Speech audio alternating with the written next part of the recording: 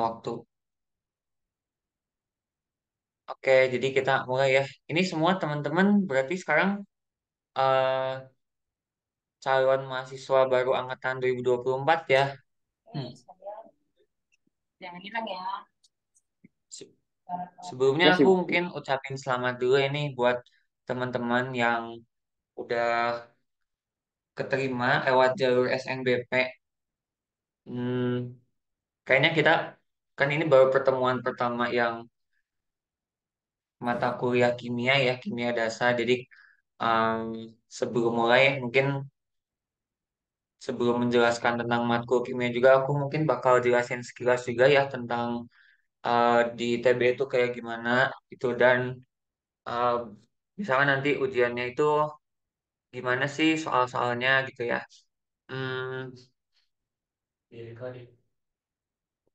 dan eh, biasanya untuk mengerjakan soal-soal kimia itu biasanya nggak jauh beda sih sama cara cara kita ngerjain soal di SMA gitu karena eh, yang dinilai itu pasti cara pengerjaannya ya, gitu ya. Mulai dari step-stepnya gitu. Jadi nggak bakal fokus ke hasil akhirnya gitu. Nah, kalau di soal ujian KIDAS ITB nanti itu akan bentuknya esai semuanya teman-teman gitu. Itu kalau ujian ya. Mungkin kalau kuis biasanya mungkin ada beberapa yang bisa soalnya itu pilihan ganda ya ataupun isian singkat gitu. Kalau kimia sih sejauh ini ujiannya uh, esai semua dan KBF-nya kuisnya ya. Nah, disebutnya itu KBF, kuis bersama fakultas. Nah, KBF-nya juga itu kadang ada yang esai, ada juga yang isian singkat gitu atau yang pilihan ganda. Kalau teman-teman udah les yang matkul kalkulus ya atau fisika sebelumnya, udah belum sih? Kalau aku lihat di jadwal kelas holiday kayaknya udah ya, minggu lalu ya, Rabu Kamis yang pekan kemarin. Mungkin kalau fisika itu soalnya esai juga sama kalau kalkulus itu ada beberapa bagian di ujiannya. Ada yang isian singkat, ada juga yang esainya gitu. Tapi biasanya kalau soal ujian Mafiki di ITB itu jarang banget yang pilihan ganda gitu. Jadi bagaimana cara teman-teman menyelesaikan soal itu akan dinilai gitu sama pengoreksi jawabannya yaitu dosennya. Oh ya, sampai belum memperkenalkan diri ya, teman-teman. Sebelumnya salam kenal, teman-teman. Nama kakak Christian Sandi Pangestu ya. Nama lengkapnya seperti yang tertera di screen Zoom kalian. Kalian boleh panggil Sandi, boleh panggil CS juga bisa. Aku lulusan jurusan kimia ITB. Kalau masuk kuliahnya angkatannya sebenarnya udah cukup lama ya. Hampir beda satu dekade sama kalian. Aku angkatan 2015 ya teman-teman. Jadi beda 9 angkatan nih kita gitu. Dan tapi aku baru lulusnya belum lama ini gitu. Juli 2022 kemarin sih aku lulus ya dari ITB, dari jurusan kimia. Hmm, di sini teman-teman berarti fakultasnya juga beragam ya. Ada yang dari kimia B nggak? Nanti pas kimia di ITB-nya. Ada yang stay nggak di sini? Coba boleh angkat tangan nggak? Kalau barangkali males nge-react, males on mic. Oh ada Akila Nabil stay ya. Sekarang stay itu ada pembagiannya ya teman-teman. Ada stay R sama stay K ya. Hmm, oh ini Nadine stay juga. Oke oke. Dulu zaman kakak sih stay itu cuman satu aja ya fakultasnya. Stay aja nggak dibagi-bagi gitu. Sekarang ada stay R, ada stay K. Zaman kakak dulu yang ada pembagian fakultasnya cuma itu cuman SITH zaman dulu sebelum ya waktu aku kuliah SITHS sama SITHR ya. Sekarang banyak sih fakultas yang udah dibagi-bagi fakultasnya kayak FMIPA kan asal fakultas kakak ya. FMIPA M sama FMIPA IPA gitu. Terus ada juga FTI ya, katanya FTI SP ya kalau nggak salah, FTI Sistem dan Proses sama FTI RI Rekayasa Industri. Kalau dulu tuh dibedain kampusnya berdasarkan lokasi kampus ya. FTIG, FTI Ganesha, FTIJ Jatinangor, FTI Cirebon. Nah, mungkin sekarang jadi dibedainnya berdasarkan rumpun keilmuan fakultasnya gitu, bukan berdasarkan kampus lagi gitu. Hmm, ada yang dari Bandung nggak di sini? Boleh react angkat tangan lagi gitu. Karena kakak juga asalnya dari Bandung. Daftar ke ITB, tapi kan kuliahnya di Jatinangor ya. Nggak full di Bandung gitu, nggak benar-benar di Bandung. Hmm. Nanti kalau kalian ada pertanyaan ataupun ada hal-hal yang pengen yang belum jelas, mesti bingung terkait persiapan pretest ini, silakan on mic aja ya, boleh ditanya atau boleh lewat on mic, boleh lewat chat juga. Ini aku mau share screen dulu. Aku mau tunjukin sebelum ke soal tentang pretestnya ya. Nah, aku bakal jelasin sekilas tentang silabus dari mata kuliah kimia di ITB. Jadi ada dua jenis ya mata kuliah kimia di ITB itu, ITB, kimia yang A sama kimia yang B. Oh ya, ini aku salah nunjukin silabusnya sih. Karena ini silabus yang semester 2 buat kimia A-nya. Kelihatan ya screen-nya di device teman-teman. Kalau ini sih semester 2 ya, tulisannya kimia dasar 2A. Di ITB itu mata kuliahnya pakai kode ya teman-teman. Di sini kayak tulisannya kan KI 1201. Nah, ini artinya cara bacanya gimana? Jadi ini KI itu penyelenggaranya program studi kimia. Kalau angka satu yang depan ini tahun pengambilannya, yaitu tahun pertama kan kalian TPB. Terus ini semester 2 di digit keduanya. Nah, kalau 01 ini urutan mata kuliahnya gitu. Jadi kalau kimia dasar yang 1A, nama matkulnya KI 1101 ya. Harusnya aku tunjukinnya semester 1 sih ya.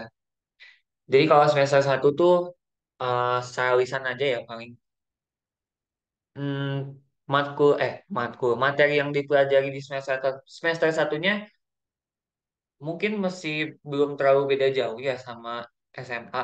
Yang paling awal tuh kayak uh, atom, molekul, unsur, tabel periodik, nah seperti itu. Terus konsep mol dan stoikiometri, stoikiometri larutan, yang redox, ada lagi ikatan kimia dan struktur molekul ya, yang kayak materi-materi ikatan ionik, ikatan kovalen, uh, terus bentuk geometri molekul gitu. Nah, itu mostly di semester satu ya.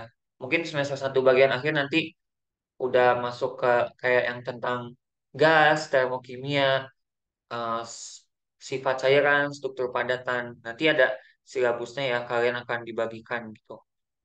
Oh ya, tapi yang setahu kakak kan nanti kimia TPB angkatan 2024 2024 katanya satu semester ya.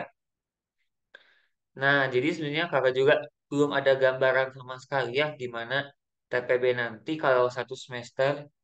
Apakah dari materi semester satu sama semester 2 ini akan jadi dipadatkan gitu di satu semester, atau tetap belajar satu semester dulu terus kemudian semester 2-nya masuk ke jurusan masing-masing tapi ada matkul TPB-nya. Nah, itu kakak juga sama sekali belum ada gambaran ya dan bayangan karena selama mungkin hampir 9 tahun kakak berada di lingkungan ITB, um, budayanya ya kayak gini ya, semester satu semester 2 gitu. Jadi ya kita lihat aja ke depannya nanti kayak gimana.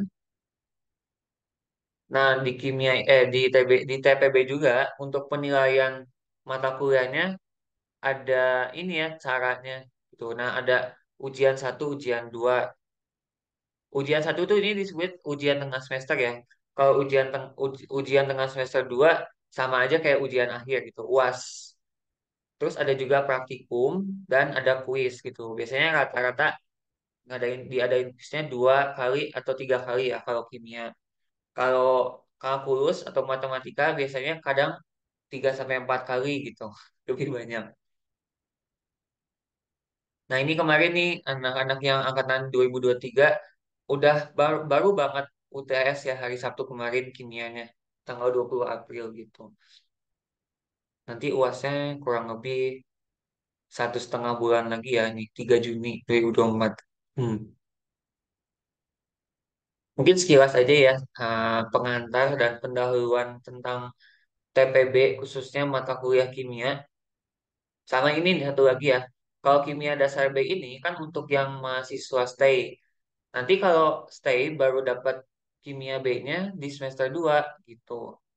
Ada kimia B di semester 1 juga, tapi untuk yang fakultasnya SAPPK dan FTMD gitu.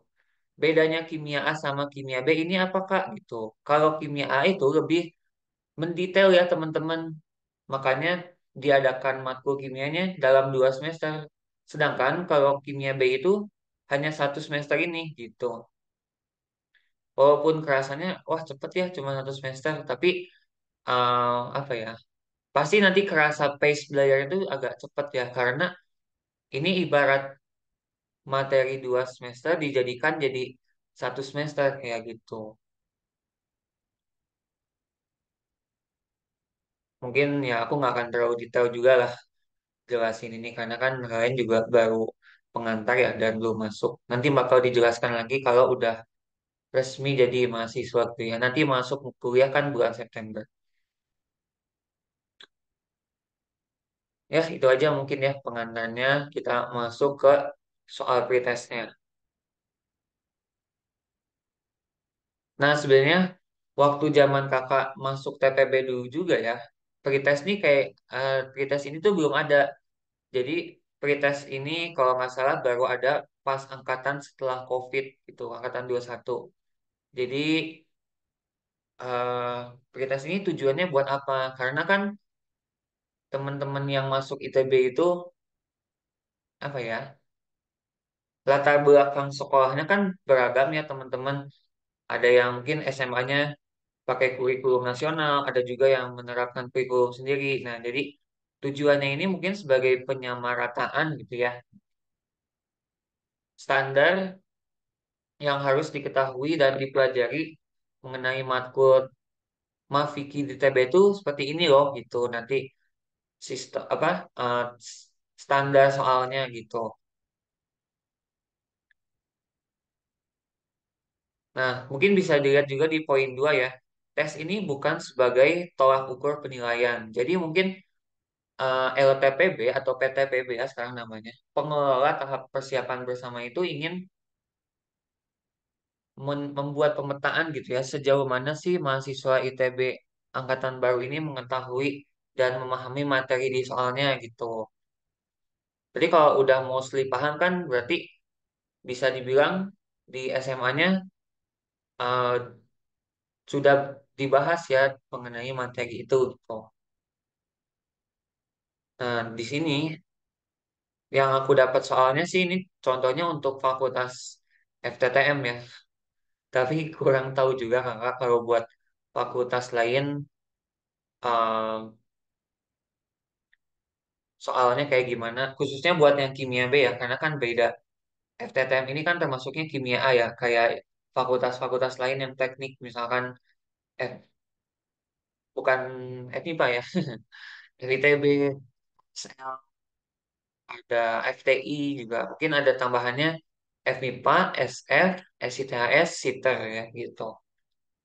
Kalau kimia B, eh, nanti kan yang fakultas yang dapatnya itu Sapak, STAI, sama FTMD. Tapi kurang lebih nggak jauh beda sih soalnya kalau kimia B bagian-bagian awal semester 1 ini sama kimia A ya. Jadi seenggaknya teman-teman yang kimia B juga pasti masih bisa ngikutin gitu tentang materi-materi awal yang di semester 1.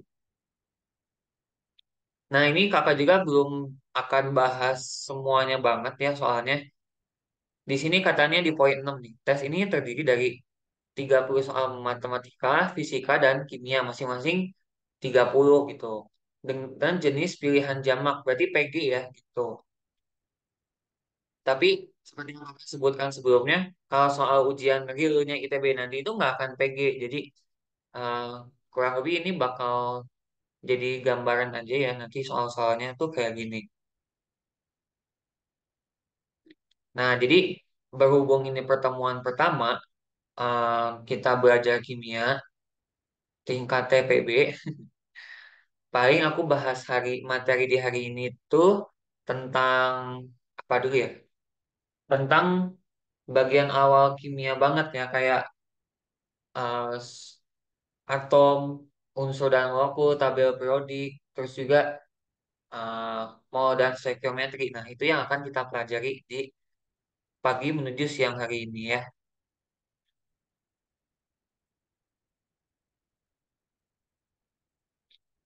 Jadi kita mungkin pilih dulu beberapa soal ini yang relate materinya dengan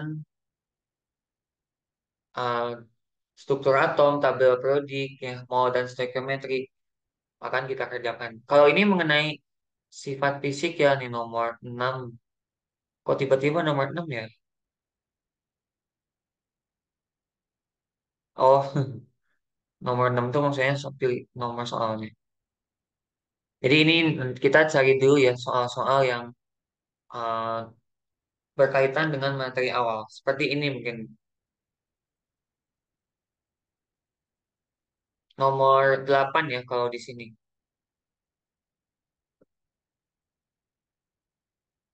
Jadi mungkin ini kakak akan ngejelasin soalnya sekalian sambil materinya juga gitu ya. Jadi biar nggak kehabisan waktu kita, jadi sekali ngebahas soal akan ngebahas materinya juga gitu.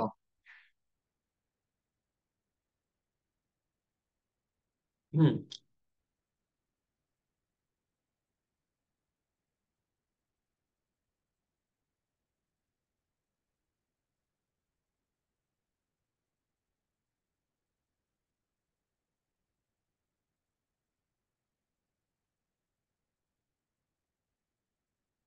Oke, kita lihat ya soalnya. Jadi ini bagian pertama tentang struktur atom. Lebih detailnya mengenai konfigurasi elektron ya. Pasti teman-teman di SMA kelas 10 ya pertama kali belajar ini. Atau ada yang belajar ini pas SMP nggak? Kelas 8 atau kelas 9 gitu. Kayaknya enggak sih ya. Mostly belajarnya di kelas 10 nih harusnya. Hmm, nah kita lihat dulu.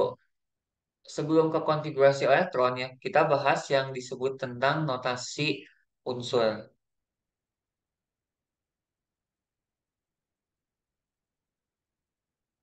Notasi unsur itu bagaimana cara kita menuliskan unsur yang memuat informasi seperti nomor atom ya, dan juga nomor massa, jumlah proton, neutron, elektron. Nah,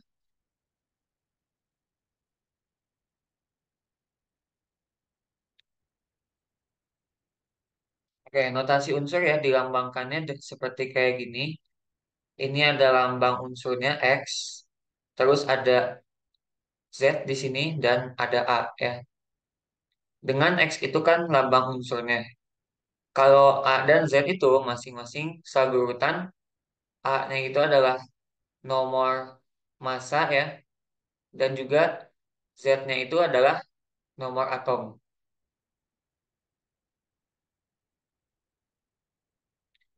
Eh, Notasi unsur ini bisa untuk unsur yang dalam keadaan netral, tidak bermuatan, atau juga unsur yang punya muatan ya, disebutnya kan ion.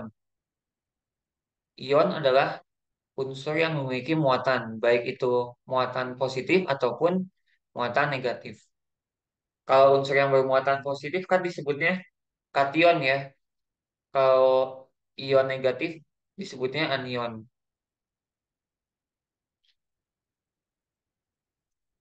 Nah, misalkan kita ambil contoh yang simpel dulu ya. Dari unsur yang atom yang setiap saat kita pakai buat bernafas, yaitu oksigen. Oksigen nomor atomnya 8, nomor masanya 16 ya.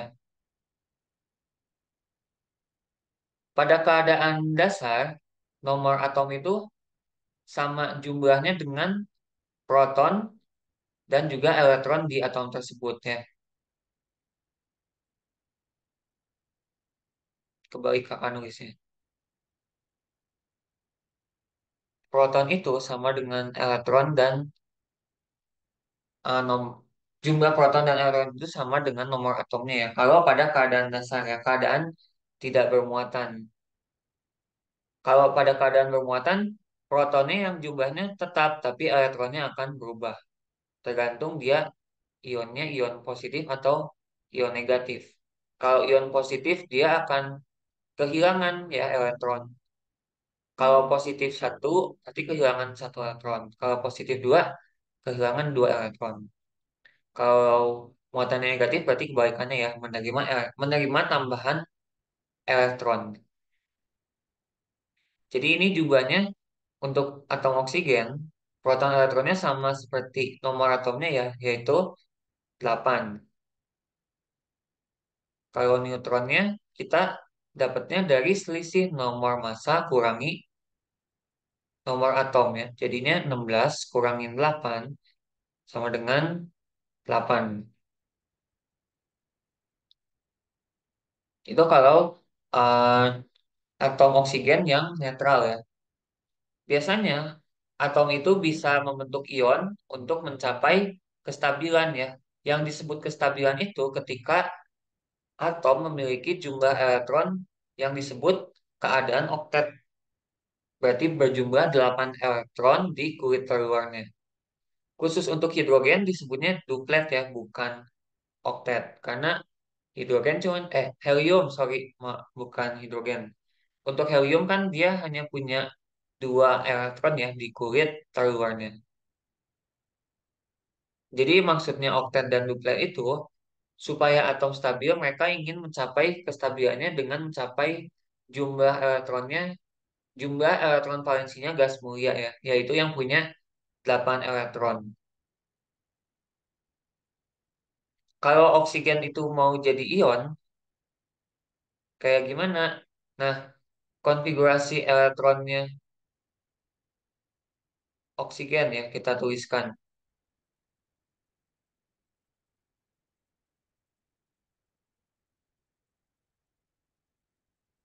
Mungkin ada dua cara ya nulisin konfigurasi elektron. Ada yang seperti ini, ya pakai angka aja gitu. Dilihat dari jumlah elektron di setiap kulit. Ada juga yang menuliskannya menggunakan orbital. Dan biasanya yang lebih sering digunakan tuh sekarang yang lengkapnya ya dengan menggunakan susunan orbital. Dimulai dari 1s, 2s, 2p, 3s, 3p, gitu ya, dan seterusnya. Uh, 1s ini kan kalau orbital s maksimal diisinya 2 elektron ya. Kalau berikutnya ada 2s, diisi 2 elektron lagi. Setelah 2s berarti ada orbital 2p ya, isinya 4 elektron. Kenapa ini bisa jadi 6? Karena 6 ini merupakan penjumlahan dari total elektron di kulit yang kedua ya. Jumlahkan elektron di orbital s dan p-nya. Karena kan mereka sama-sama bilangan kuantum utamanya 2. Nilai n-nya ya disebutnya. Nah, untuk mencapai kestabilan si oksigen ini umumnya akan menerima elektron ya daripada melepaskan, karena lebih mudah menerima daripada melepaskan 6 elektron ya. Lebih mudah dia untuk menerima 2 elektron tambahan ke sini supaya jadi 2p6 gitu.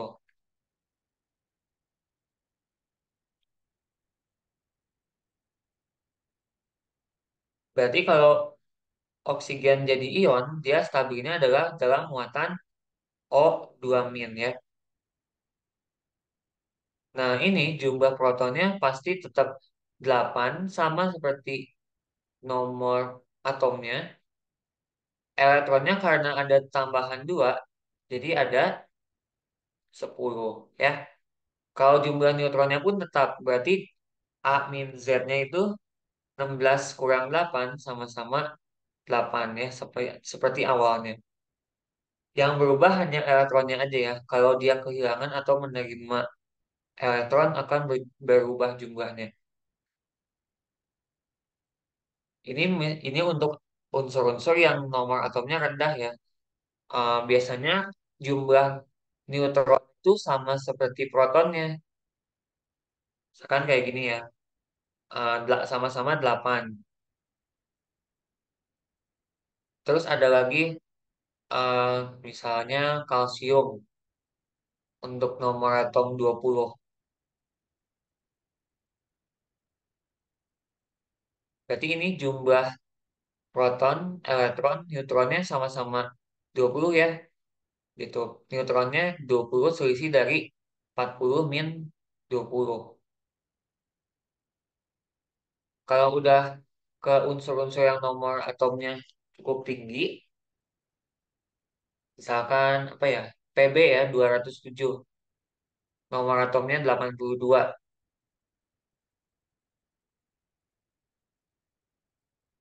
Nah ini nomor masanya kan udah dua kalinya lebih daripada nomor atomnya. Pasti neutronnya juga nggak akan tepat sama seperti proton dan elektronnya ya. Tuh, proton elektronnya di sini untuk Pb yaitu 82 dan neutronnya berarti ada 125 ya gitu. Ada lagi misalkan eh, apa ya? Iot ya 131. Nomor atomnya 53, nomor masanya 131. Jadi ini proton, elektron, neutronnya 53, neutronnya berarti selisihnya ya 131 kurangin 53 jadinya 78. Kalau ditanya, kok kakak bisa hafal ya nomor atom, nomor massa? Sebenarnya nomor atomnya aja sih urutan unsurnya ya. Kalau nomor massanya sih nggak semua banget gitu. Nomor atom kakak mostly hafal dari nomor atom 1 sampai berapa ya? 100 lah tahu kakak. Karena kalau di jurusan kimia itu nanti ada kaderisasinya harus menyebutkan nama teman pakai nama unsur gitu. Ya itu fun fact aja lah, selingan ya. Ini mengenai notasi unsur. Coba kita lihat sekarang di pertanyaannya. Sebenarnya ini tinggal dilihat juga dari jawaban sebelumnya ya. Kan si oksigen ini tadi satu s dua, dua s dua, dua p empat.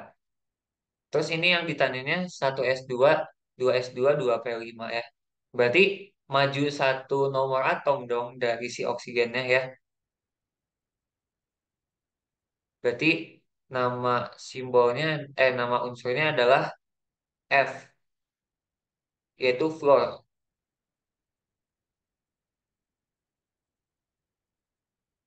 Nanti kalau soal ujian kimia dasar itu ya ada tabel periodiknya gitu. Jadi kalian jangan khawatir, kalian nggak usah panik. Wah harus ngapalin letak unsur ada di periode berapa, golongan berapa gitu ya. Eh, ini aku ada contoh soalnya ya, soal ujian mana? Nah ini dia. Tapi ini yang kimia B. Nggak terlalu beda-beda sih sama yang kimia A ya. Kayak gini tipe-tipenya. Nah, ini yang tahun lalu semester kemarin ya. Berarti yang dapat soal ini teman-teman Sapok dan FTMD gitu. Ini ujian satunya UTS-nya ya. Mungkin nanti kita bisa kerjakan ya yang soal pertama ini mengenai mol dan stoikiometri. Jadi nanti ya tuh kalau teman-teman bisa lihat di soal ujiannya ada uh, berbagai data kayak satuan konstanta yang dibutuhkan ya. Di sini kayak ada bilangan Avogadro, uh, nilai tetapan gas ya R 8,314 gitu. Jadi ini dikasih ya. Tapi nggak semua rumus dikasih di soalnya gitu. Nanti kayak enakan. Sama ini juga ada beberapa ada data tabel periodik ya, ada nomor AR, nomor atomnya sama AR-nya juga dicantumkan di bagian depan soalnya gitu. Benar ya tadi CS ini nomornya 13, nomor masanya 133. I Oh salah 127, sorry. Harusnya itu CS ya bukan I. Ya kurang lebih kayak gitu ya. Ternyata ada kesalahan. Harusnya ini 127.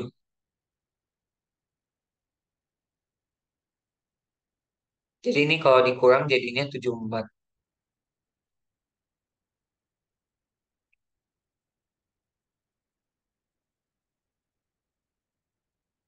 Hmm, coba kita lihat soalnya ya yang tadi pretest. Oh nggak ada pilihannya ya, nggak muncul. Yaudah nggak apa-apa. Yang penting jawabannya tadi kan udah ditulis ya. Floor. Atau enggak kita bisa lihatnya dari apa nih? Jawabannya floor tuh berarti kan untuk menentukan golongan kan kita lihat uh, orbital terluarnya, bukan orbital terluar ya, terakhirnya tuh dan jumlahkan elektron yang ada di orbitalnya gitu. Ini berarti golongan 2 tambah 5 kan sama dengan 7A. Terus periodenya lihat dari nomor eh, nomor bilangan kuantum utama yang paling gedenya ya. Di sini yaitu 2. Jadi periode 2 golongan 7A unsur apa? Bisa kita lihat di tabel periodik ya yang tadi ada di soalnya, yaitu unsur fluor. Singkatannya F. Oke, kita lanjut ya. Targetnya sih sekarang kita bahas 10 soal lah ya. Kan tadi soal pemetaan TPB, soal pemetaannya itu ada soal kok pemetaan sih? Soal pretestnya ada 30 soal. Jadi seenggaknya kita bahas 10 gitu. Nanti kita lanjutkan lagi pembahasannya di jadwal kelas yang berikut-berikutnya. Kan ada lagi jadwal kelas kalau nggak salah besok yang sama kakak juga jam 10 lagi. Habis itu kalau nggak salah 2 minggu lagi kalau kimia gitu.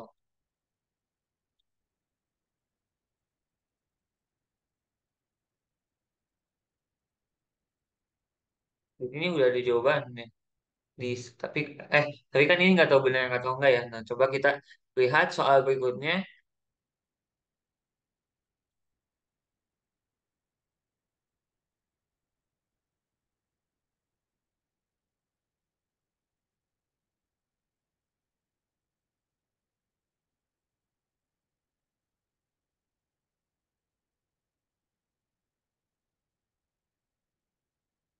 Oke, nomor 9. Sekarang materinya itu sebenarnya ini udah nggak bagian awal materi semester 1 ya. Ini udah masuknya materi tengah-tengah semester 1 bab 6 kalau nggak salah. Struktur dan ikatan kimia. Ikatan kimia dan struktur molekul ya. Yang mencakup bentuk molekul gitu.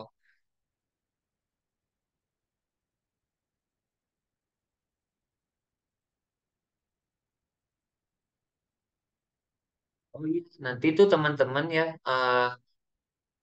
selama belajar kimia bakal pakai pustaka utama.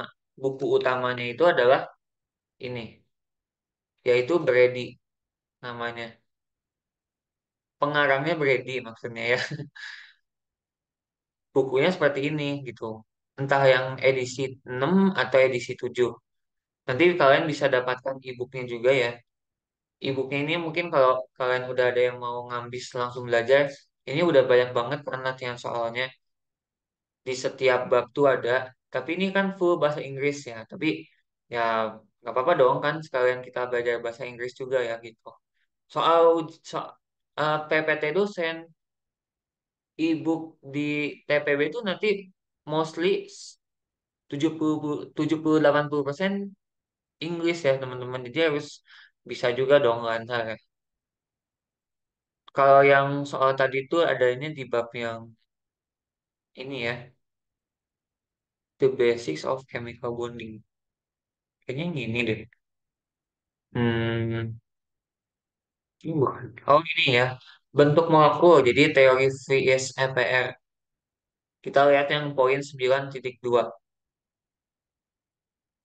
Nah, jadi untuk menentukan bentuk molekul itu seperti apa, di sini kita harus menentukan domain elektronnya dulu. Domain elektron itu terdiri dari domain ikatan dan domain non-ikatan. Domain non-ikatan itu eh, disebut juga elektron bebas ya, pasangan elektron bebas. Nah, ini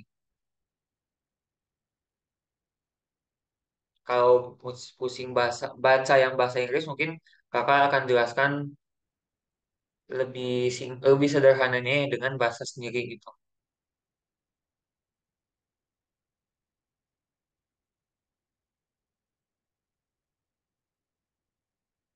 Nah, di sini eh, molekulnya itu adalah XCl3. XCl3 itu katanya polar. Yang disebut polar itu apa artinya, teman-teman? Jadi, polar itu ketika ada perbedaan momen dipol. Momen dipol itu apa? Jadi apa ya? Hmm,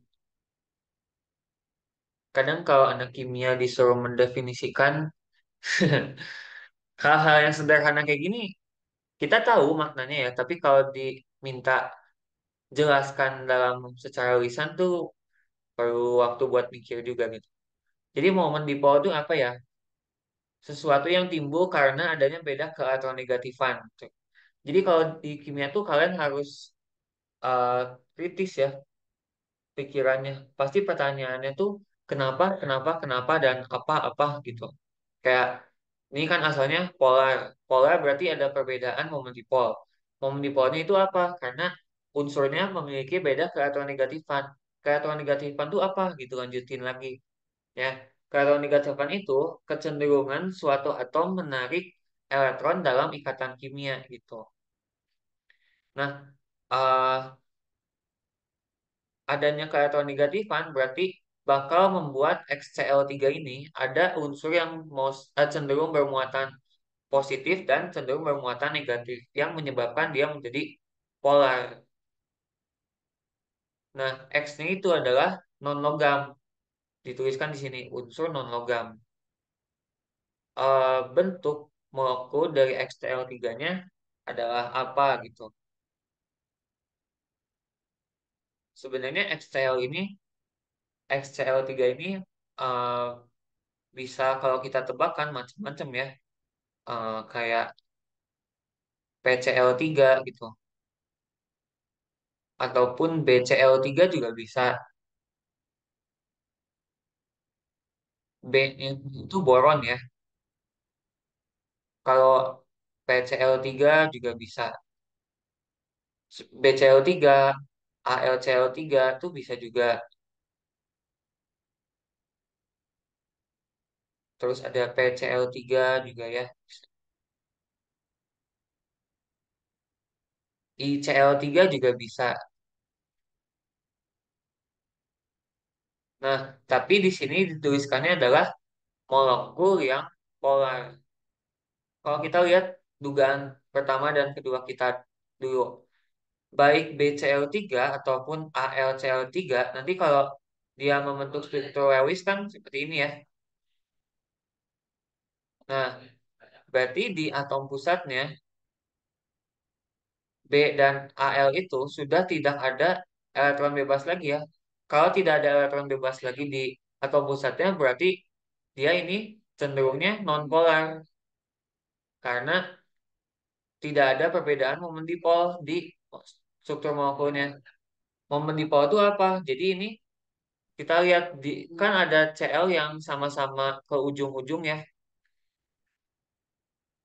Ke sini itu akan ada perbedaan momen dipol yang sama ke atas, ke kiri bawah, ke kanan bawah kan sama-sama atom Cl ya, ke elektronegatifannya sama. Berarti tidak ada perbedaan momen dipol di situ karena Cl-Cl-nya sama-sama punya kekuatan yang sama untuk menarik elektron gitu. Baik B, Bcl juga kan sama ya gitu.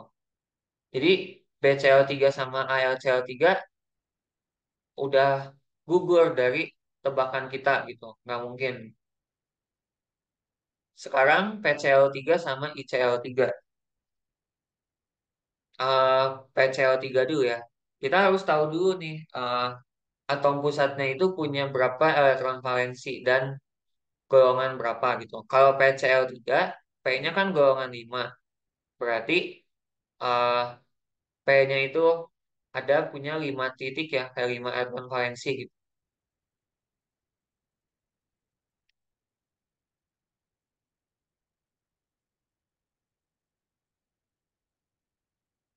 Nah, jadi ini kan diisi sama Cl ya di sekelilingnya.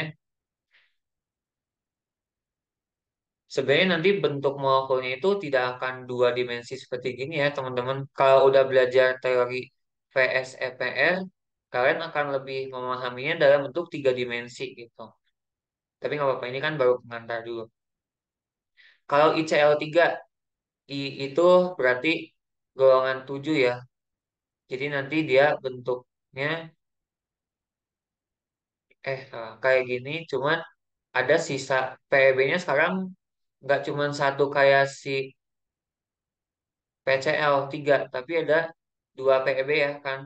Ada sisa 4 elektron yang tidak digunakan dalam ikatan.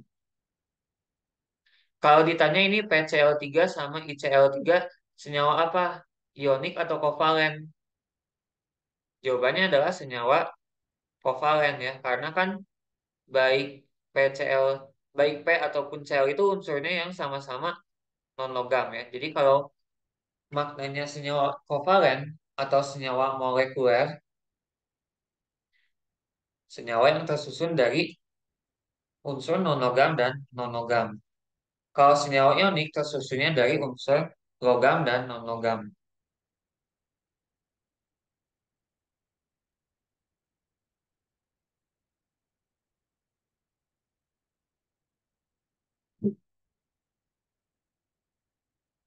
Nah, terus kalau ditanya ini bentuk molekulnya kayak gimana? PCl3 dan ICl3 itu. Berarti kita lihat dulu domain elektronnya ya di sini. Nah, di sini yang disebut domain elektron itu adalah terdiri dari domain ikatan dan domain non-ikatan. Pertama, domain ikatan. Yang termasuk domain ikatan itu apa aja? Kalau dia bentuknya ikatan tunggal atau ikatan rangkap dua atau ikatan rangkap tiga.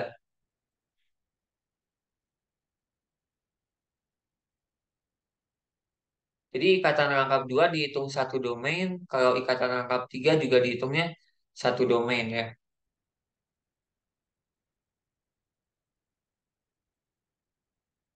Sedangkan kalau domain non-ikatan ini adalah lone pair ya tadi, yaitu pasangan elektron bebas.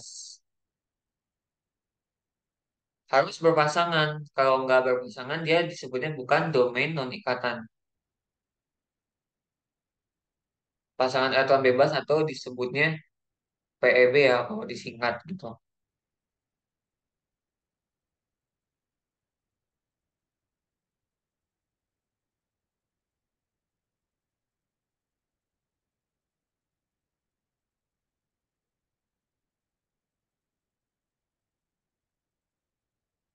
Nah, kita lihat lagi di PCl3-nya itu. PCl3-nya punya berapa domain ikatan. Domain ikatannya ada tiga dan domain non ikatannya ada satu ya. Nah, ini akan kita tuliskan jadi tipe molekulnya yaitu AX3E.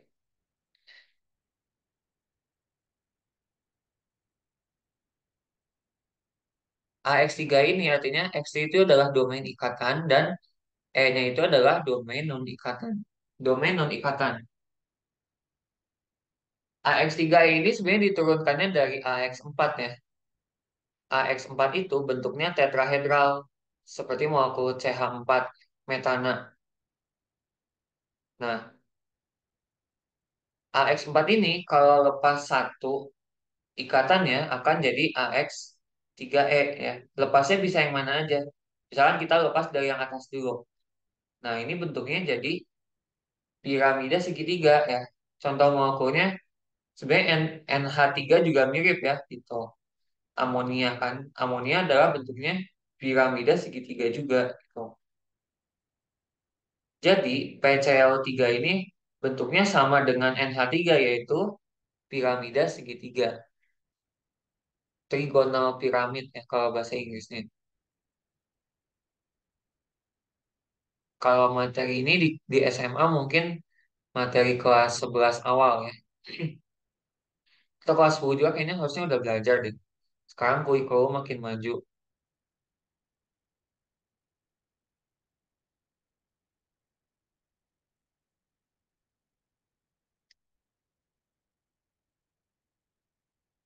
Mungkin kita tuliskan ya contoh lainnya. Contoh lain yaitu NH3.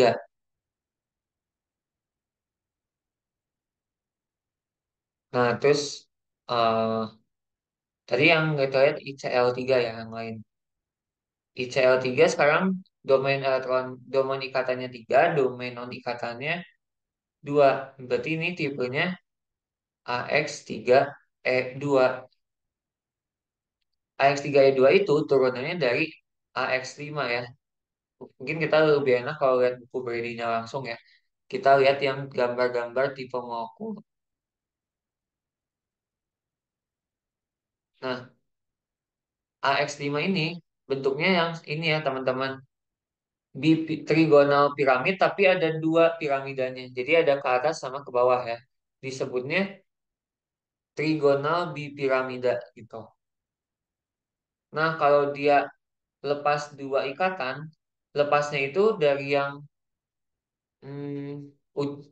ekuatornya dulu ya. Dari yang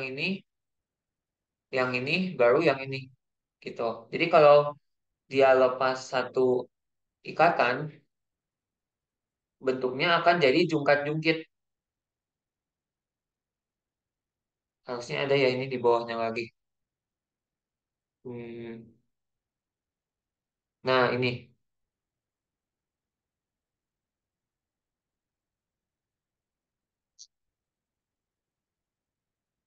trigonal piramid ya. Contohnya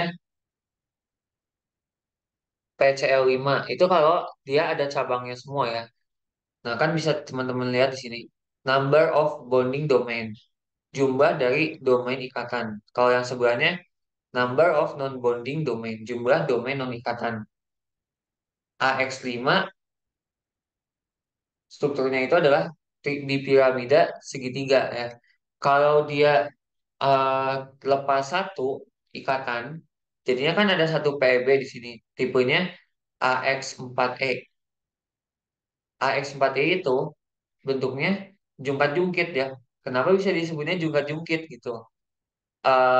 Gimana ya? Jadi yang bagian ini adalah kakinya, kaki jungkat-jungkitnya.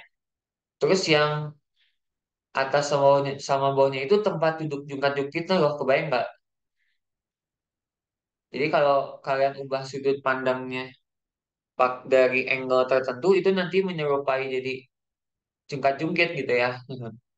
Coba dibayangin deh. Atau disebutnya ini selain namanya distorted tetrahedral, dia bisa juga disebutnya seesaw. Jadi kalau aku ubah gambarnya misalkan SF4 kan ini contohnya ya. SF4 itu jadinya kayak gini. Misalkan ini F, SF-nya. Nah ini kakinya nih. Nah gitu ya. Sedangkan di atasnya ada PB-nya.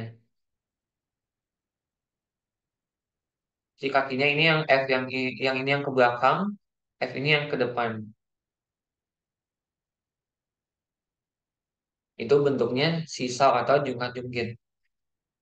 Kalau satu ikatannya lepas lagi, berarti jadi bentuk T ya, seperti yang di bawahnya.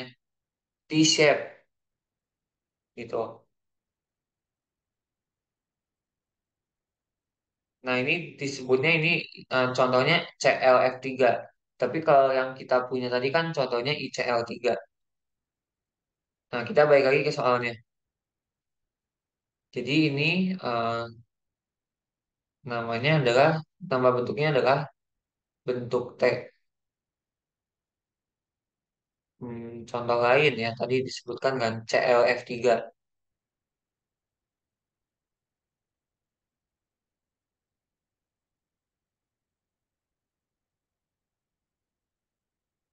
Mungkin kita bisa lihat pilihannya ya, yang di soal. Uh, yang mungkin tuh berarti uh, antara ini piramida segitiga atau CLF3, bentuk T ya gitu. Karena dua-duanya ini sifatnya polar. Karena masih memiliki PeB di atom pusatnya. Kalau kita lihat pilihannya, jungkat eh, oke, harusnya kita screenshot juga ya si pilihannya biar kita bisa bahas setiap pilihannya.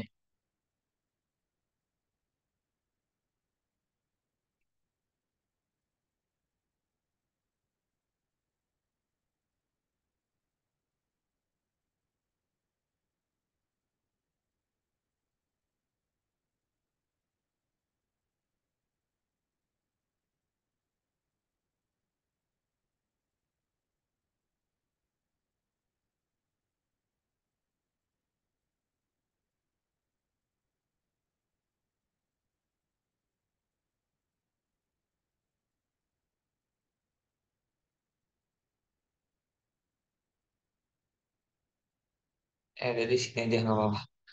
Maaf. Nah, jadi eh, jungkat-jungkit nggak mungkin ya. Kita sekalian tulisin juga tipe molekulnya mungkin di sini. Nama jumlah ikatannya aja kan cuma tiga ya. Berarti nggak mungkin lebih dari tiga ikatan. Kalau jungkat-jungkit tadi kan ikatannya ada empat. Terus tipenya AX4E ya. Berarti nggak mungkin dia. Piramida segi empat juga nggak mungkin ya. Kalau piramida segi empat itu tipenya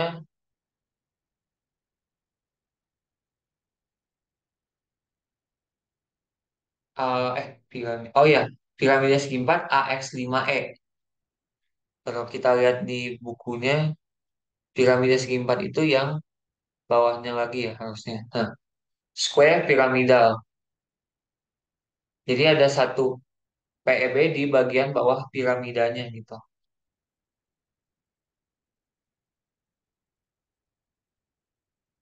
Ini AX5E. Nggak mungkin lagi ya, karena ikatannya kan cuma tiga. Kalau di piramida segitiga, AX5, jadi dia sifatnya nonpolar.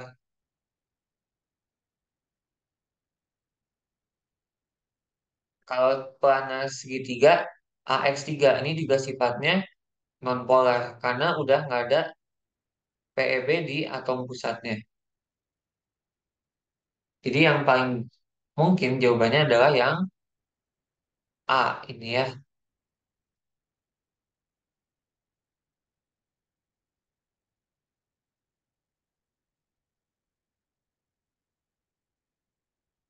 Oke, kayak gitu ya teman-teman. Jadi ini piramida segitiga nih yang benar jawabannya. Walaupun bentuk T juga bisa. Terus kalau ada jawaban pilihannya yang bentuk T juga gimana? Berarti memang ada dua pilihan ya gitu, benar. Tapi kan ini namanya pilihan ganda. Mungkin sama soal pembuat soalnya emang sengaja dituliskan satu jawaban aja yang benar.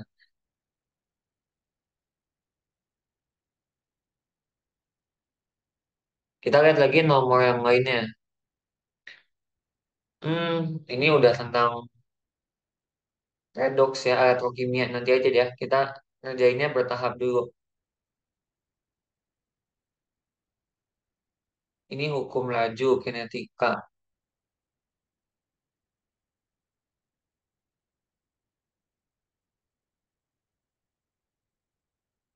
Banyak yang kosong-kosongnya gini ya.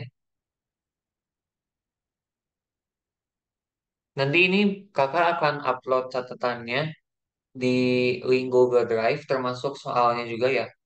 Tapi nggak tahu soalnya mungkin kalian udah punya juga ya kalau dari yang kelas matematika sama fisika minggu lalu gitu. Jadi selain kakak akan berikan soalnya, kakak juga kan bakal upload catatan yang PDF-nya yang ini sama video recordingnya gitu. Jadi tenang, nanti semuanya akan didapatkan sama kalian ya.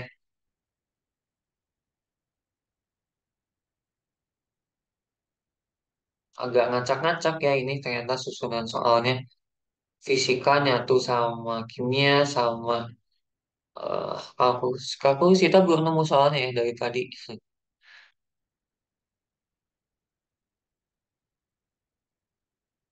Nah ini kalkulus nih integral ya. Buat nentuin luas daerah di bawah kurva. Gak ada yang ditanyanya dong, gak jelas. Nah ini tentang stoikiometri larutan ya. Sekilas pendek aja ini.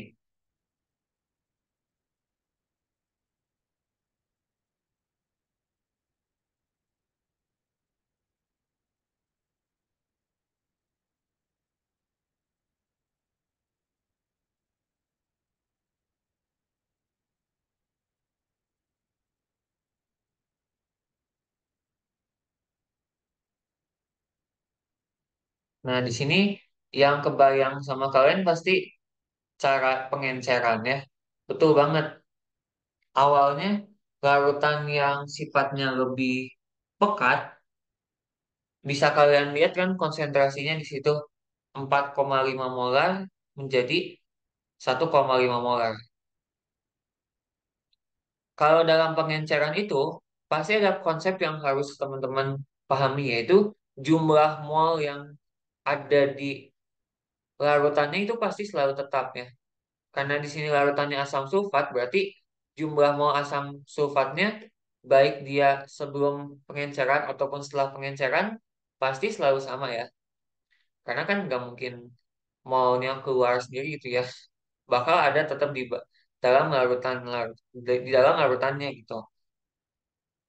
Jadi kita bisa tuliskan rumusnya mol awal sama dengan mol akhir. Cara mencari mol itu rumusnya kan konsentrasi kali volume.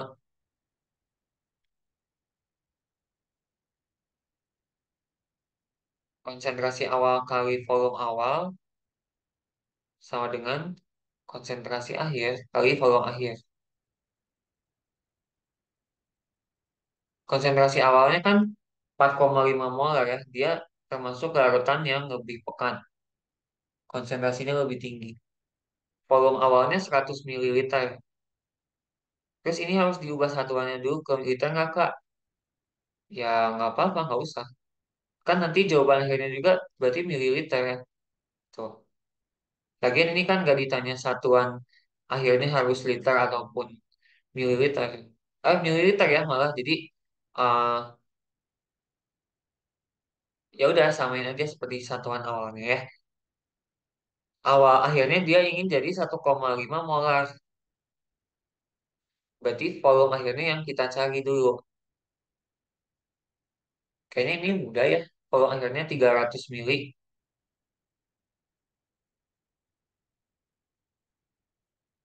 Ini adalah total volume larutan terakhirnya dari 100 jadi 300. Makanya konsentrasinya turun kan. Dari awalnya tinggi jadi eh, dari pekat jadi encer ya. Berarti volume air yang ditambahkannya ya selisihnya 300 mili kurangin 100 mili. Jadinya 200 mili. Mungkin ini nggak terlalu terkendala banget ya. Nggak terlalu ribet banget soalnya. Cukup simpel.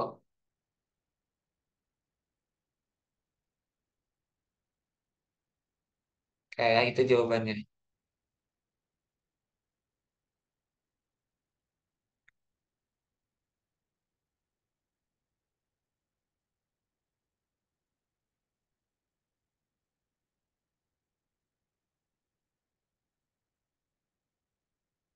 Kalau yang bingung, mau nanya langsung cut aja ya. Boleh di chat ataupun on mic.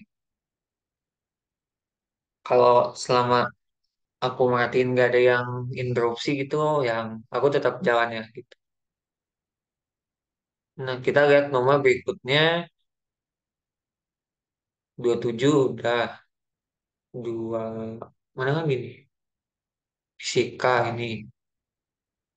Ini tekanan osmosis. Ini soal UTS kimia banget. Materi UTS kimia tanggal 20 kemarin ya. Tuh. Tentang tekanan osmosis yaitu sifat fisik. Sifat fisik kayaknya belajar di kelas 12 ya kalau kalian. Jadi harusnya yang belum terlalu lama ya. Mungkin baru semester kemarin belajarnya gitu.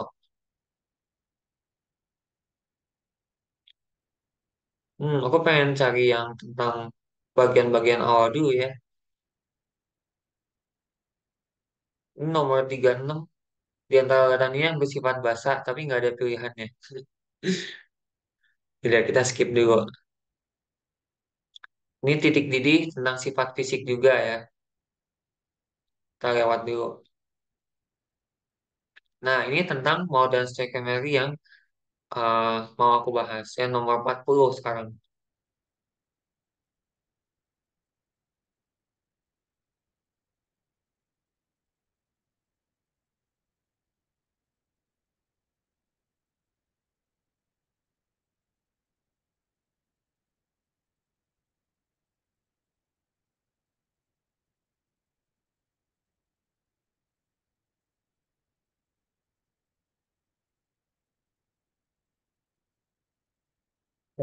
Soalnya ya. Ada suatu senyawa X diketahui mengandung mangan dan oksigen. Mangan tuh lambang unsurnya Mn ya. Ke oksigen O. Jika dalam 3,95 gram senyawa tersebut terdapat mangannya 2,75 gram. Berarti oksigen itu sisanya dong ya. Kalau totalnya 3,9, berarti sisanya pasti si oksigennya. Gak mungkin yang lain ya. Kita tulisin di sini. Berarti oksigen itu sisanya ya 3,95 kurangin 2,75 berarti 1,2 gram. Karena nggak mungkin ada senyawa lain kan katanya cuma mengandung mangan dan oksigen aja. Kecuali kalau ada K yang kalium. Mungkin nanti bisa namanya jadi KMNO4 gitu ya. Maka rumus empiris senyawa X itu apa tuh? Nah, perlu teman-teman pahami ya. Rumus empiris itu konsep pentingnya adalah dia merupakan perbandingan mol dari setiap unsur-unsur penyusun senyawanya. Perbandingan mol. Mol itu dilambanginnya dengan N ya. Mol itu cara mencarinya kalau diketahui massa, berarti massa dibagi mR ya. Atau AR kalau untuk atom. mR kalau untuk molekul ya. Kan massa itu sendiri mol dikali massa molekul relatif atau massa atom relatif.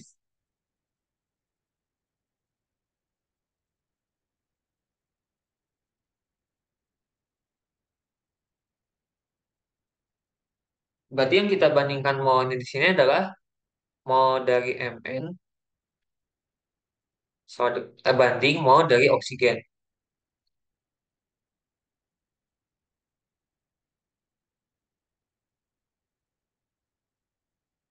Mol Mn berarti masanya si Mn dibagi AR nih ya. Masanya tadi 2,75 dibagi Mn. AR-nya sini harusnya 55 ya. Seingatku.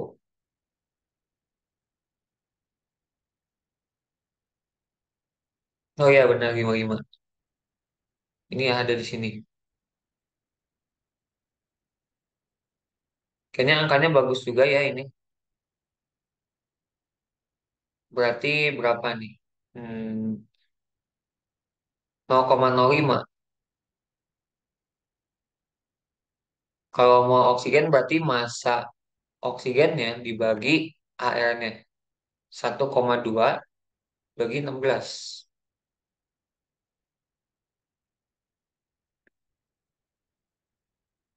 Berarti ini 12 per 16 kan 0,75. Berarti 0,075. Berarti ini kelihatan ya perbandingannya akan jadi 2 banding Tiga. Rumus empiris itu tujuannya kita mencari perbandingan bilangan bulat ya. Kalau misalkan bilangan terakhirnya belum bilangan bulat gimana? Dibagi-bagi lagi terus supaya jadi bilangan bulat.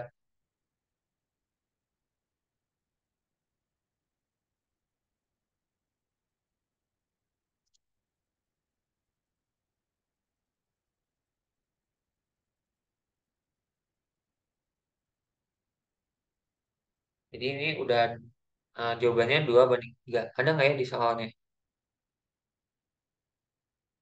Oh nggak ada. Berarti ini nama senyawanya adalah Mn2O3 ya, kayak gitu. Berdasarkan perbandingan rumus empirisnya.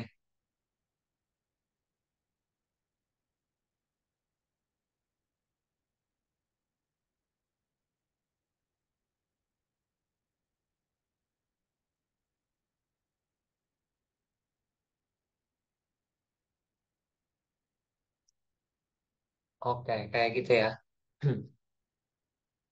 Tapi emang Mn2O3 ada ya. Biasanya soalnya MnO2 atau MnO4 gitu.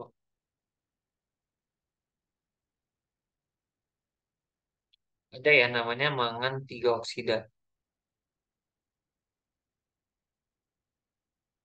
Oke, kita lanjut lagi ke yang berikutnya.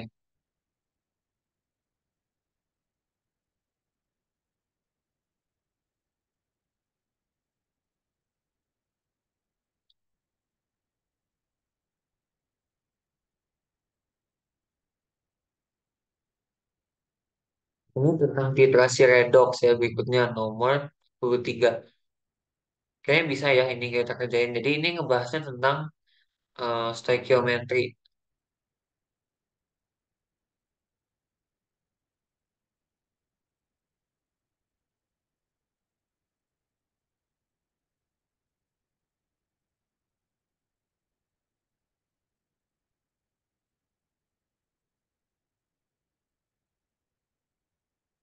Tapi nggak ada pilihannya.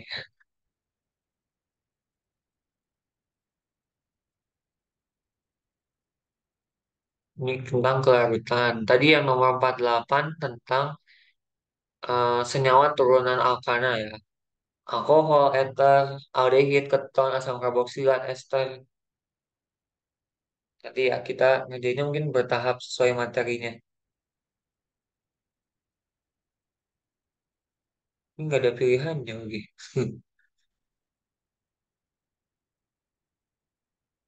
Ini tentang gas ya. Gas ideal.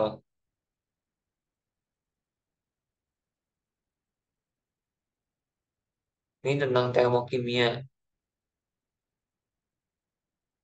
Nomor 58 ya.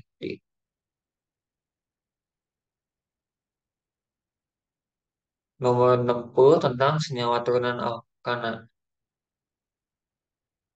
Jadi ini kalau kita bahas langsung aja bisa ya kan singkat. Yang dikasih kotak berarti ini tulisannya OH. OH itu udah pasti eh, gugusnya gugus alkohol ya.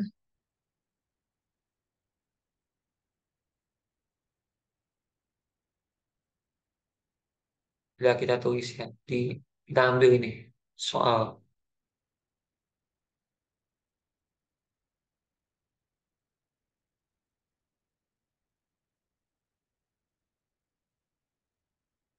Ngacak-ngacak ya ini soal pembahasannya. Nanti deh buat pertemuan yang berikutnya kakak rapiin ya.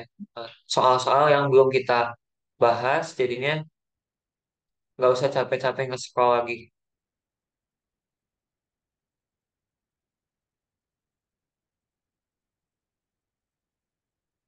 Mengingat juga lagi ya. Nah, ini gugus-gugus fungsi itu gugus fungsi apa aja gitu.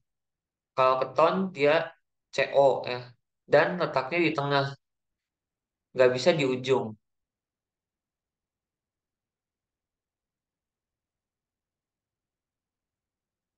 Di kiri kanannya ada cabangnya ya. Mungkin R-nya bisa CH3 atau H juga gitu.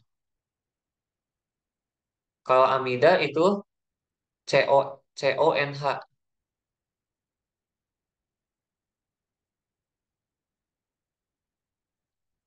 Kalau alkohol dia ROH ya. Amidanya aku gambar di sebelah biar nggak tumpuk-tumpukan.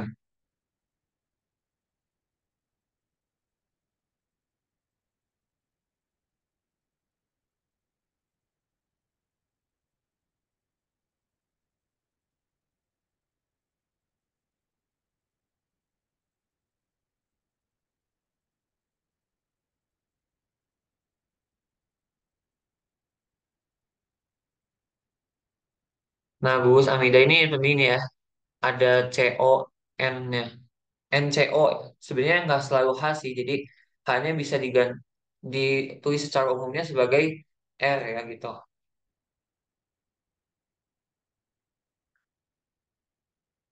Nah, lebih tepatnya gitu ya mungkin. Kalau asam karboksilat RCOOH ya dan COH-nya itu di ujung.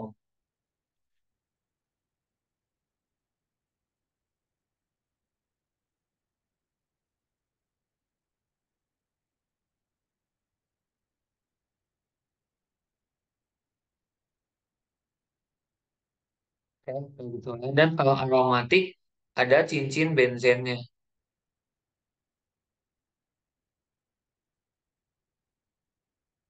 Jadi R tunggu. Kalau anak-anak yang kimia organik ya pasti kebanyakan udah terlatih dan jago gambar segi 6 benzen yang gini ya karena udah sering banget. Kalau kimia organik kebanyakan gambarnya kayak gini ya. Kebanyakan kerjanya ngegambar-gambar gini. Jadi kalau kalian yang suka nggambar buat yang FIPA ya, kalau kimia mungkin mau masuk kimia organik cocok banget sih.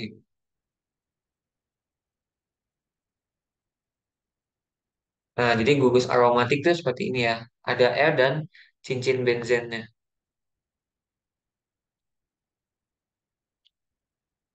Gugus aromatik. Sebenarnya banyak sih, nggak cuman benzen doang ya. Dia bisa, pokoknya eh, yang ada ikatan rangkap terkonjugasi ya. Terkonjugasi itu maksudnya selang-seling gitu. Jadi senyawa aromatik tuh yang pokoknya ada cincin benzennya gitu. Tapi nggak semua cincin benzen ada disebut aromatik ya. Ada yang disebut namanya kalau ada yang tahu aturan yang meng- menyatakan dia itu harus memenuhi poin-poin berikut supaya jadi disebut aromatik ya. Namanya atoran Hakel.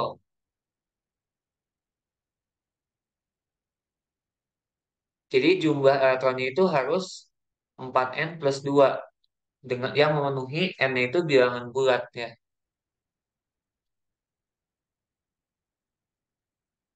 Hakel's rules of aromaticity ya gitu.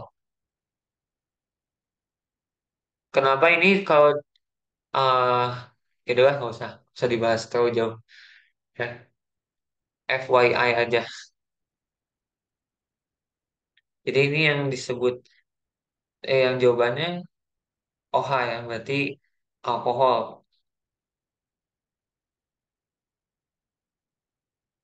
Jika kakak mau bahas soal yang ujian malah belum jadi ya. Habis ini lah, mungkin 20 menit terakhir.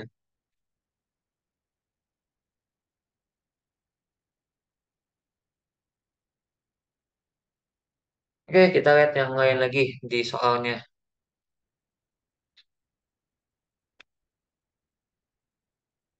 Kan ini totalnya sampai 90 nomor ya. Kayaknya kimianya nggak terlalu banyak deh. So, kita coba lihat dari bawah ya.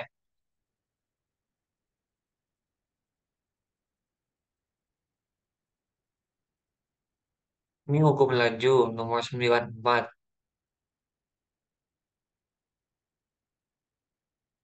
Ini termodinamika. Tapi termodinamikanya ini fisika ya, mesin kalor. Di kimia juga ada termodinamika, tapi ya, termodinamikanya berhubungan dengan energi bebas, entropi, entalpi ya. Kalau ini kayaknya lebih ke mesin kalornya deh, tentang efisiensi ya, eh reservoir gitu. Nah, yang ini sebenarnya yang nomor 90 yang masuk materi awal kimia. Datang, ketang, tata nama gitu. Nomor 88 ini sifat fisik. Nomor 86 laju reaksi, kinetika. Nomor 85 ini tentang tabel periodik.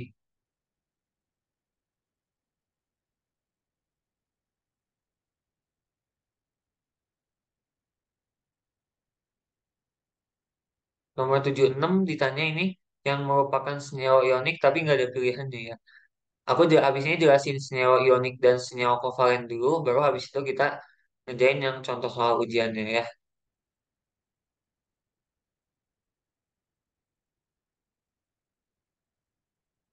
Banyak yang nggak ada jawabannya ya ternyata ini.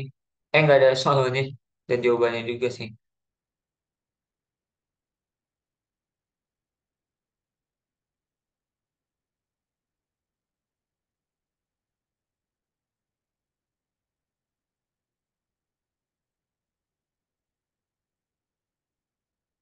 Tentang satu lagi ini tentang senyawa organik. Sebenarnya senyawa organik itu kalau di TPB angkatan 23 ya temen, guys yang sekarang nggak dipelajari kimia organiknya karena materinya kebanyakan gitu dan karena semester 2 ini kepotong banyak libur jadinya nggak masuk silabus untuk yang semester 2 gitu.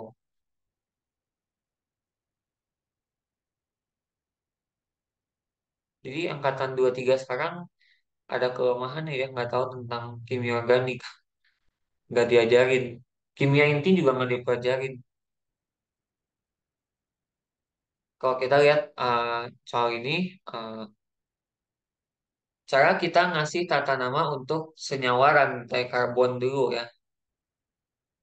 Dilihat dulu di sini rantai terpanjangnya kemungkinan berapa C gitu ya. Atau yang pertama dulu ini gugus apa? Kan ini C ya. CO berarti gugusnya keton. Berarti belakangnya ada on-on-nya gitu namanya. Kayak propanon, butanon, pentanon gitu ya. Terus dihitung jumlah karbonnya dimulai dari yang paling dekat dulu dengan si gugus fungsinya ya. Karena ini kan lebih ke kiri. Berarti nomor satunya ada di sini. Satu, dua, tiga, empat. Nah, kalau metil itu kan kita kasih namanya di depan ya. Di sini ada CH3. Berarti CH3 itu kan metil. Posisi metilnya ada di nomor 3. Berarti 3 metil ya. Terus penghubungnya itu pakai tanda strip.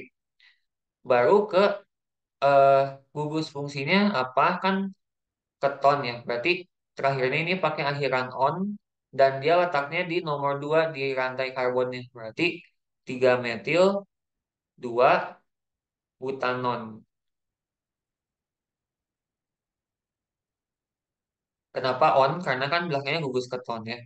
Kalau ini mau diganti namanya berarti jadi bisa juga 3 metil buta butan 2 on ya gitu. Dipindahin aja si angka duanya.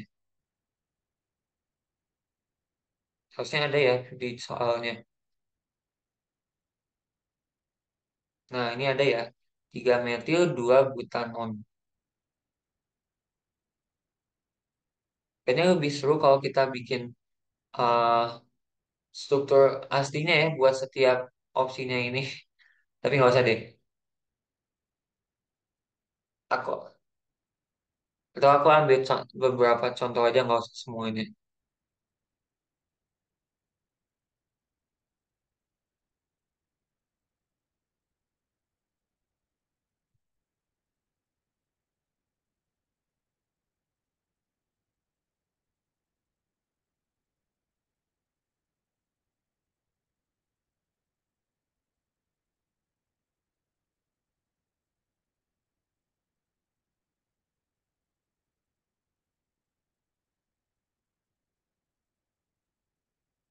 Nah, misalkan kita disuruh gambarin nih, satu metil pentanon tuh gambarnya kayak gimana gitu.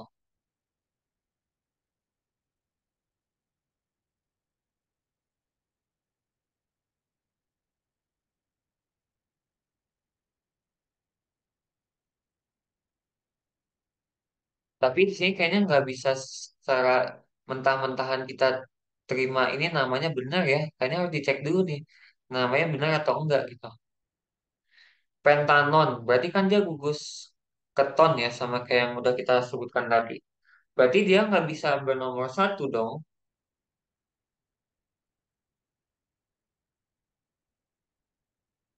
Karena kalau kita gambarin satu metil pentanon, berarti kan C-nya di sini ada 5 ya. Nah, misalkan ini 5 nih. Dan dia nggak menyebutkan juga eh, gugus ketonnya itu ada di nomor berapa gitu. Karena di sini cuman bisa dua kemungkinan ya, di nomor 2 kayak gini, baru satunya disebut metil. Kalaupun ini satunya metil, berarti jadinya bukan pentanon dong ya, jadinya 6 dong santai C-nya ya gitu. Ataupun gugus ketonnya bisa di sini ya, berarti bisa di nomor 2 atau nomor 3. Kalau di nomor 4 bisa nggak kayak gini? Nggak bisa ya, karena sekarang sama aja, dilihat dilihat nomor duanya itu dari kanan. Satu, dua, tiga, empat, lima. Kan kita harus ngasih nomornya dari nomor terkecil. Jadi ini sebenarnya satu metil pentanon nggak ada juga namanya. Nggak bisa namanya kayak gitu ya. Bukan nggak ada molekulnya, tapi penamaannya salah gitu. Nah, paling um, metil karboksilat ya ini yang kita bisa gambar. Metil karboksilat berarti sama aja kan kayak asam karboksilat. Asam asetat ya nggak sih? Kan metil gini, CH3. Terus ada COOH-nya gitu. COOH. Nah, ini kan namanya asam asetat ya, gitu.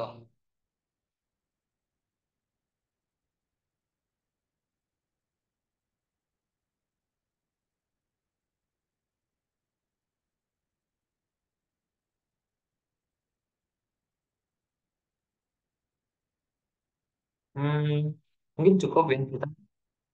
Satu nomor lagi, nomor 90 yang tempat kelewat.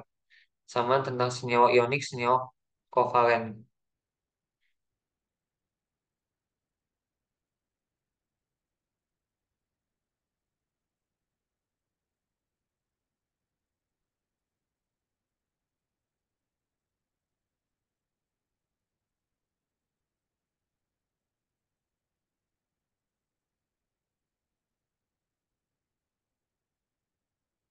Rumus kimia dari besi 3 sulfat pentahidrat. Kita identifikasi dulu di sini masing-masing ionnya ya.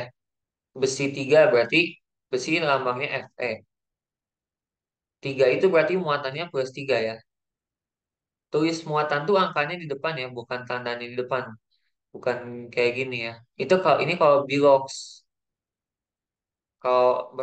Kalau muatan ion angkanya dulu ya kebanyakan. Sulfat juga angka duanya kan di depan ya. SO4 2 min. Penta tuh penta kan awalan prefix untuk 5 ya. Kalau hidrat itu H2O. Jadi ini kita silangkan dulu si plus 3 sama min 2-nya. Min 2-nya jadi ke bagian depan, ke belakang Fe-nya ya. Fe2 gitu. Baru SO4-nya dikaliin 3. Ini harus pakai kurung ya. Kalau nggak nanti tumpuk-tumpukan kan tulisannya jadi kayak gini. Tiganya tuh bukan hanya buat O-nya aja, tapi kan untuk keseluruhan SO4-nya. Jadi harus kita kasih kurung. Karena ini pentahidrat, berarti ada titiknya di situ tambahin ya. 5 H2O ya, seperti itu.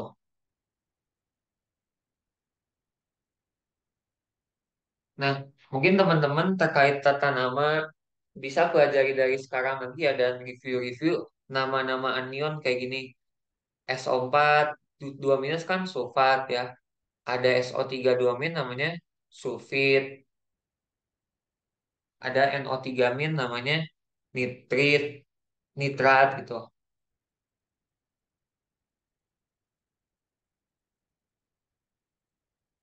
Ada juga PO43 min, PO33 min, fosfat dan fosfit ya seperti itu.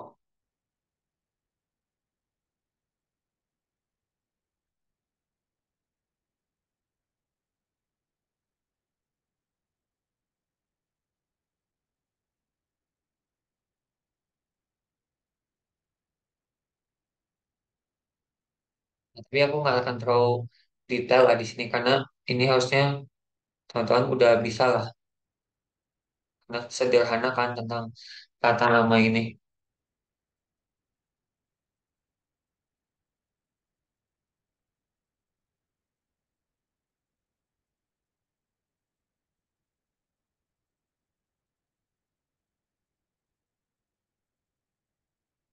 Nah, coba ya kita lihat contoh soalnya ini deh, contoh UP. UP itu ujian perbaikan.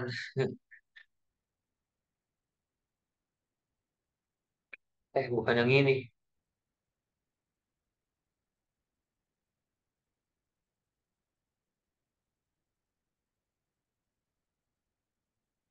Benar deh.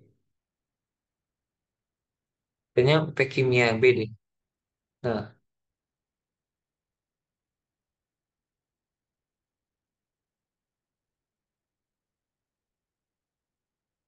oke, benar.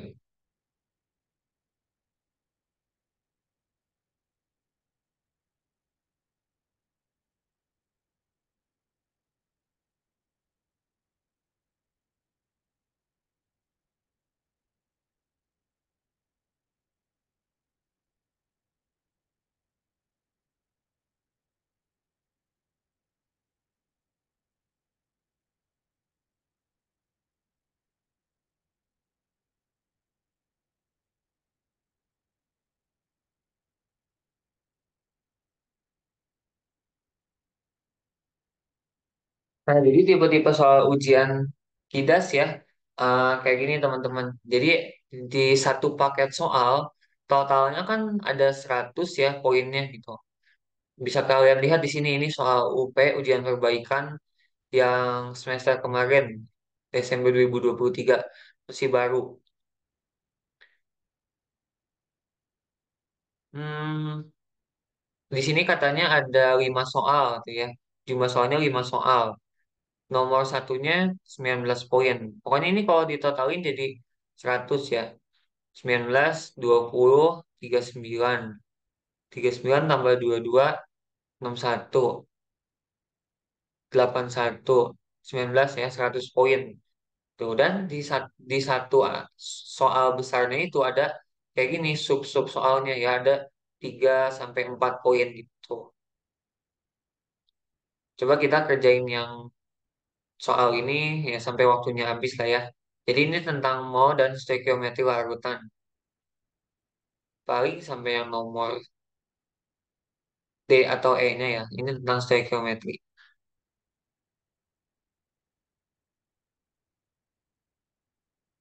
Oke, kita copy yang ini dulu.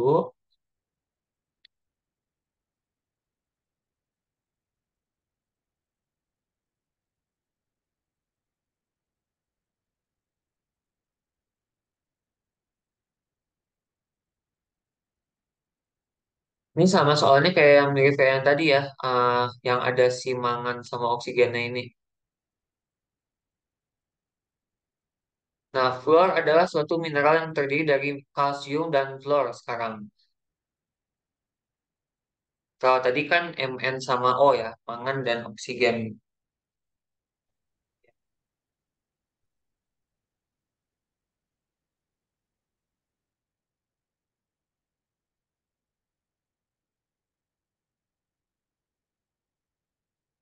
Hmm. Berarti senyawa ini hanya terdiri dari unsur kalsium dan fluor, yaitu Ca dan F. Nggak ada lagi yang lain. hasil analisis 2,76 gram sampelnya menunjukkan kalau si kalsiumnya ada 1,42 gram. Yang ditanya di A-nya hitung persen massa fluor. Jadi sebelum diubah ke persen, kita cari masanya dulu dong ya.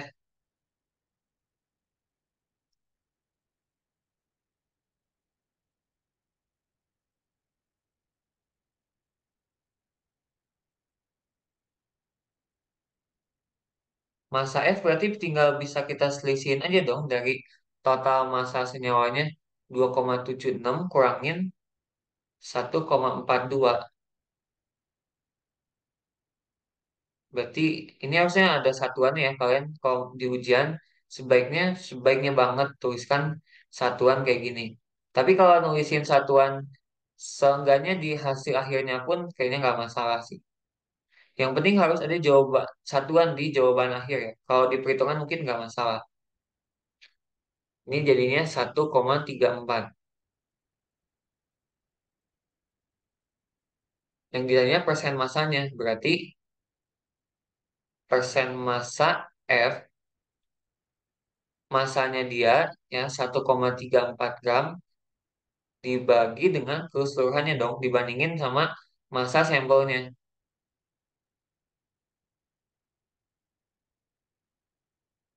kali 100%. Kurang lebih ini bakal 50% kurang ya sedikit. Jadinya 48,55%.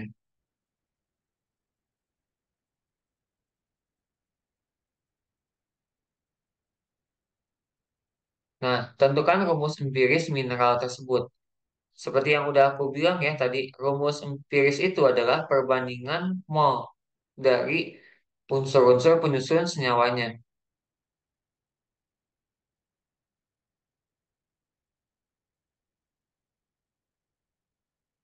Berarti ini perbandingan molnya mol siapa? Mol Ca banding mol F. Mencari mol itu gimana rumusnya? Berarti massa dibagi AR-nya. AR-nya tenang ya, kalian bisa cari datanya di tabel Prodi. Ca di sini massanya tadi kan 1,42. Harusnya AR-nya 20. Salah 40. Kita lihat aja di tabel Prodi ya, biar fix. 40,08 ya.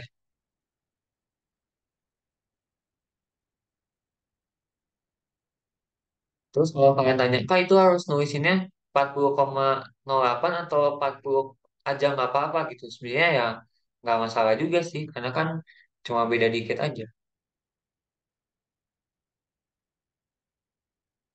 Sama ya, di sini juga 40,08. Kalau yang di F-nya 19 pas.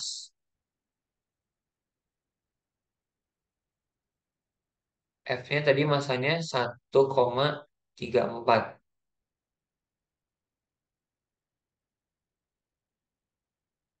Dan ini bakal kelihatan ya bedanya 1 banding 2. 1,42 dibagi 40,08. Ini jadi 0,03543. Terus ini juga ya poin pentingnya, tuliskan hasil pembagian itu jangan cuman 0,03 doang aja udah ya karena angka penting itu sangat berpengaruh ya. Itu hasil sebenarnya 0,0354429 masih banyak yang angka di belakangnya. Seenggaknya tuliskan 4 angka penting ya. Kan ini 4 angka penting. Beda ya 4 angka penting dengan 4 angka belakang koma. Karena angka 0 yang ini itu belum termasuk angka penting gitu. 1,34 dibagi 19. Jadinya 0,07052.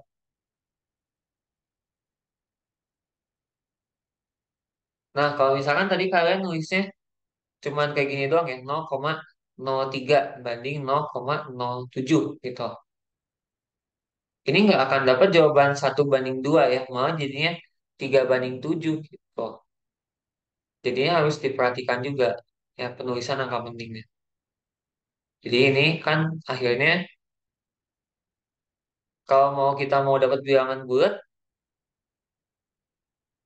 dibagi lagi ya semuanya sama 0,035 gitu.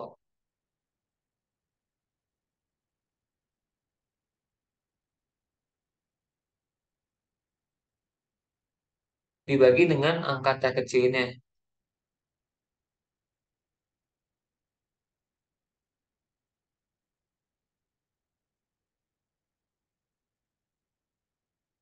Berarti ini jadi 1:2. Jadi rumus empirisnya adalah CAF2.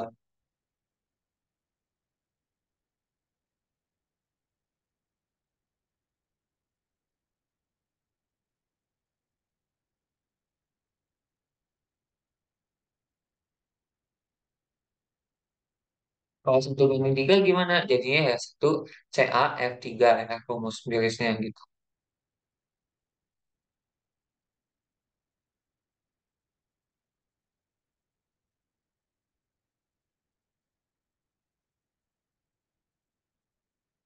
Mungkin dua nomor terakhir lagi aja ya, yang C sama D ini.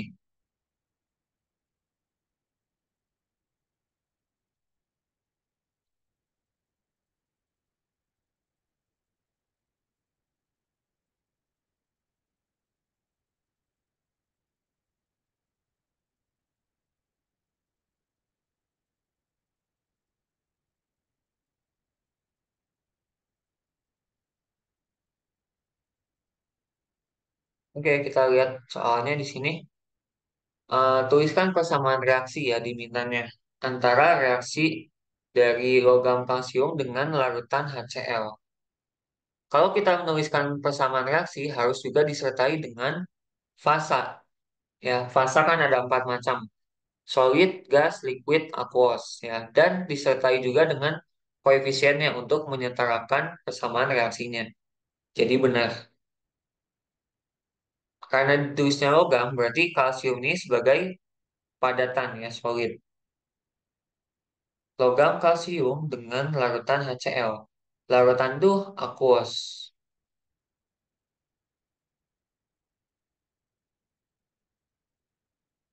Akan menghasilkannya larutan CaCl2.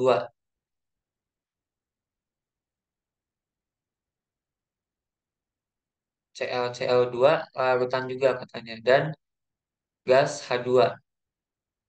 Berarti kalau H2 fasanya G ya gas. Kita setarakan persamaannya. Nggak boleh dibiarin aja kayak gini. Karena jumlah atomnya itu di produk dan reaktannya di kanan dan kirinya harus setara. Ya, jumlah Ca-nya di sini udah benar satu. Cl-nya baru ada satu dan H-nya juga baru ada satu. Jadi tinggal kita kasih aja koefisien 2 di HCl-nya. Ya, sisanya udah setara.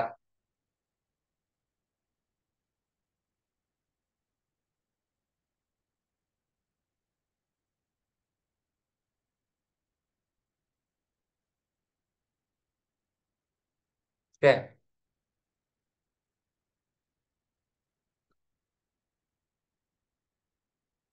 larutan CaCO2 dapat bereaksi dengan larutan H3PO4. Ya, ini asam fosfat membentuk HCl.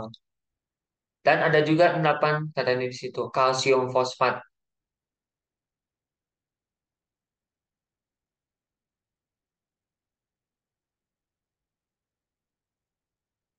dapat bereaksi dengan larutan asam fosfat dan membentuk endapan Ca3PO4 dua kali, yaitu kalsium fosfat sesuai dengan persamaan berikut. Ternyata dia udah ngasih persamaan setaranya ya, udah lebih baik nih soalnya. Apalagi soalnya cukup rumit ya ini. Ada senyawa yang cukup panjang ya penulisannya dan dia udah menyetarakannya. Hitung massa yang terdapat dalam keseluruhan massa kalsium fosfat. Nah ini rumusnya. Kalau kita mau mencari satu massa unsur tertentu dari eh, unsur senyawa yang ada, ini rumusnya ya. Massa X sama dengan N dikali ARX. N itu adalah maksudnya berapa jumlah, berapa jumlah atom X-nya ya, dikalikan AR-nya.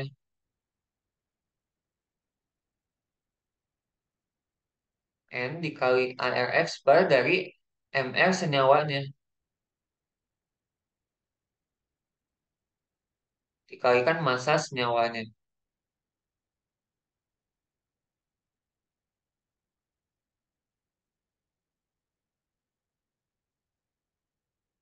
Nah, yang di PR kita di sini harus ngitung MR-nya si Ca fosfat ini dulu ya. Gak ribet karena nggak dihitungin sama dia. MR-nya berarti itu jumlahin ya semuanya. 3 kali AR-nya Ca tuh 3 kali 40. Kalau nggak salah ini 312 deh. Atau 310 ya MR-nya. Soalnya di sini masanya itu kan 31 koma. Berarti biar angkanya bagus gitu. Seingat kakak ya. Ca 3 kali 40 tambah PO4-nya itu dikali 2. Berarti 2 dalam kurung P itu 31, O itu kan 16 ya. 16 dikali 4 jadinya 64. Nah, 3 kali 40 120. Tambah 2 kali 95. 190 tambah 200, 120 benar ya. 310-an koma gram per mol. Memang mungkin biar angkanya bagus ya. 31,02 bagi 310 gitu. Jadi ini massa Ca kita tulis jawabannya. Massa Ca berarti jumlah atom Ca-nya ada 3 ya ini. Berarti 3 kali 40 per 310. Ini satuannya kan gram per mol ya. 310-nya juga kan gram per mol ya. Jadi satuannya sama-sama kecoret.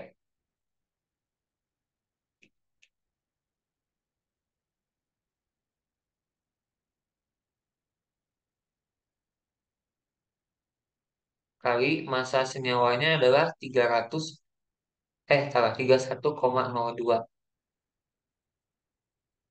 Jadi ini satuannya hilang gram per molnya.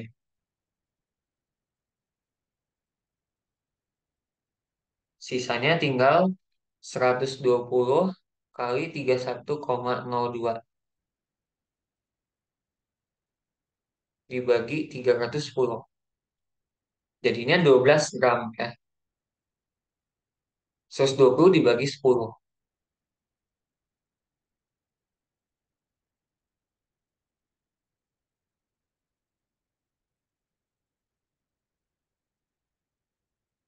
Seperti itu ya mungkin teman-teman, buat pertemuan hari ini cukup sekian dulu. Seenggaknya kita udah bahas beberapa banyak contoh soal ya. Walaupun masih awal-awal dan harapannya ya kita belajar santai aja sih, nggak usah yang ngejar materi terlalu banyak dulu. Tujuannya ini supaya teman-teman kebayang aja contoh-contoh soal tingkat kimia TPB itu kayak gimana sih gitu ya. Nanti soal soal sisa dari yang pretest ini kan kita lanjutkan di pertemuan-pertemuan yang selanjutnya ya. Jadi ini kita akhiri dulu dan aku stop dulu recordingnya.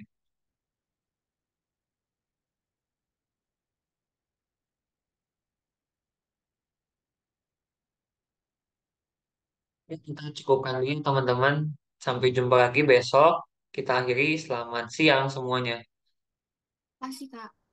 Kasih, Kak. Kasih Kasih, Kak. Kak. Ya, Kasih, sama-sama. Kak.